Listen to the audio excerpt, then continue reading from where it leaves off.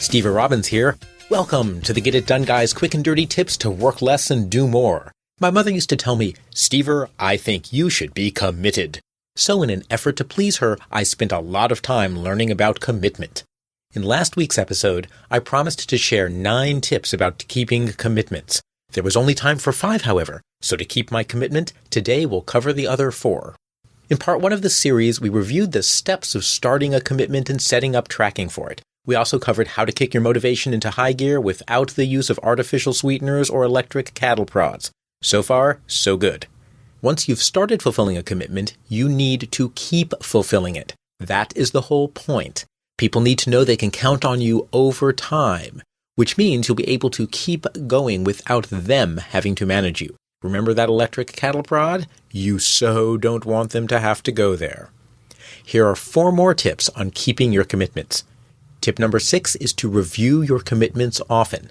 This is the hardest tip in the entire series. The most important part of keeping commitments is reminding yourself that you have them. It's easy to get distracted and pulled into more important things like pictures of kittens or celebrity gossip or Facebook updates. But, as Carrie Christian Anderson points out in a superb article on the Harvard Business Review website, what you pay attention to is what gets handled. There's a link to that article in this episode's transcript. Set up a system that keeps your commitments front and center. Check out my episode on how to manage life by using a personal dashboard, and keep your commitments logged in your personal dashboard with the who, when, and what of the commitment specified. If you don't keep a personal dashboard, keep your commitments list where you see it often and can review it regularly. Sometimes I write my commitments on a sticky pad and put it in my task list. Or I'll use a small whiteboard I keep in my office. Tip number 7 is to confront missed commitments early. With your handy-dandy commitments list, hopefully you'll be thinking about them enough to make sure you're delivering on your promises. But sometimes, despite our best efforts, we realize that we're just not going to make it. We promised our friend we'd bake them an Oreo ice cream cake, but no matter how hard we try, it's taking longer than expected to figure out how to bake ice cream at 450 degrees for 45 minutes. When you realize you won't be able to deliver a commitment on time, face it. As a rule, when you catch things early, it's easier to fix them. If you can't find a way to catch up, talk to the people depending on you.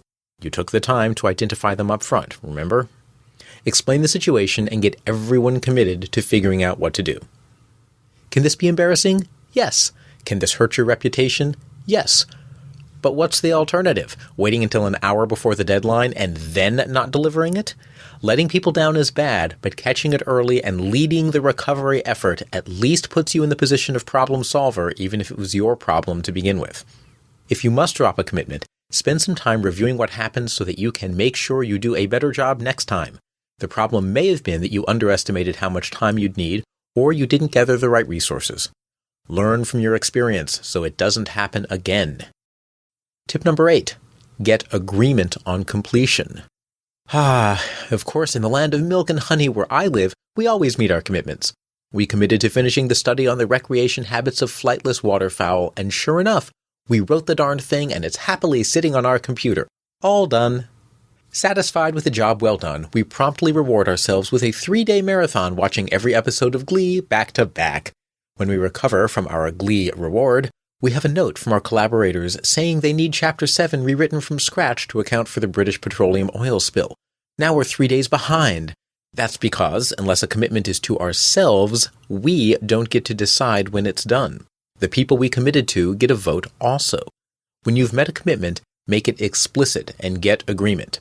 Here's the 250-page report on penguin volleyball that I said I'd write on time as promised. Please look it over and let me know if it fulfills the promise.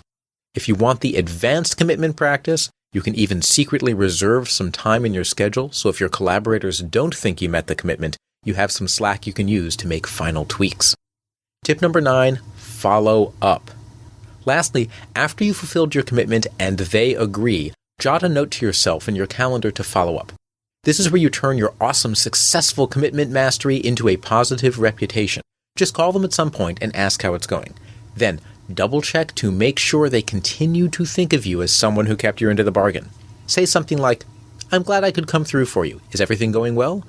Since they agreed earlier that your work was good enough, and they never lie, of course, they'll happily remember what a great job you did. Every good commitment requires follow-through.